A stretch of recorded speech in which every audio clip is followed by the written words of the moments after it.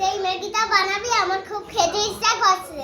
ঠিক আছে, তো দেখো ভাই ম্যাগি খেতে দিচ্ছে, আর ম্যাগি না বানালে হবে। তো এখন যাচ্ছি দোকানে ম্যাগি আনতে, তো চলো। আর আমাদের বাড়ির সামনেই দোকান, ওই যে দেখতে পাচ্ছ দোকান, এখন সেই দোকানে যাচ্ছি। ম্যাগি ম্যাগি দাও তো আমাদের একটা। দেখো ম্যাগি, আমাদের দুটো ম্যাগি। তো ম্যাগি নিয়ে আসা হয়ে গেছে দোকান থেকে, এই যে আমরা এখন বাড়ি যাচ্ছি। এই আমাদের বাড়ি ম্যাগি নিয়ে আসতে পারিনি, তার মধ্যে দেখো আমার ভাই এই যে ম্যাগি ভেঙে ভেঙে কাঁচা ম্যাগি খাওয়া শুরু করে দিয়েছে। দেখো অনেক তো ম্যাগি ঝোল খেয়েছো, ভাজা খেয়েছো, কিন্তু আমি যেভাবে রান্না করছি সেইভাবে একবার করে দেখো, ম্যাগিটা খুব খেতে খুব টেস্ট হবে, একবার ট্রাই করে দেখো বাড়িতে সবাই।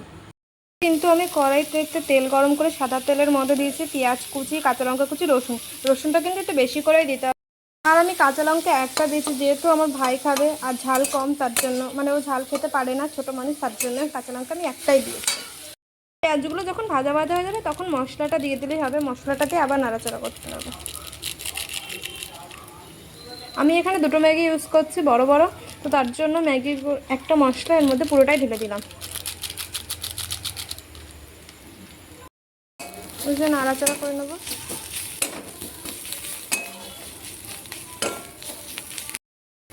এবার দিয়ে দেবো জল।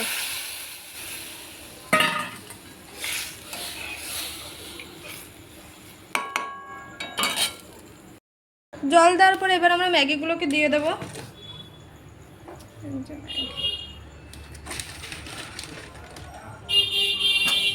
এগুলো ফুটতে থাকুক তারপরে। তো দেখো ম্যাগি আমাদের মোটামুটি সিদ্ধ হয়ে গেছে, সবশেষে লবণটা দিয়ে, সবশেষে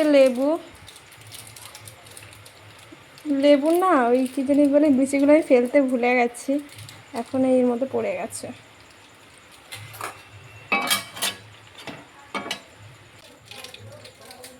ধনে পাতা দিয়ে দিলাম, আমার কাছে এমনি ধনে পাতা ছিল না বলে আমি বিলেতি ধনে পাতা দিয়েছি, তোমরা এমনি ধনে পাতা থাকলে এমনি ধনে পাতা দিতে পারো। দেখ এবার গ্যাসটাকে বন্ধ করে দিয়ে দেখে দিলাম। এই যে আমার ভাই খাচ্ছে, খেয়ে বল কেমন হয়েছে। তো চলো আমরা খেতে থাকি, ততক্ষণ তোমরা চ্যানেলকে সাবস্ক্রাইব করে দাও। বাই, দেখা হচ্ছে কোনো নেক্সট ব্লগে।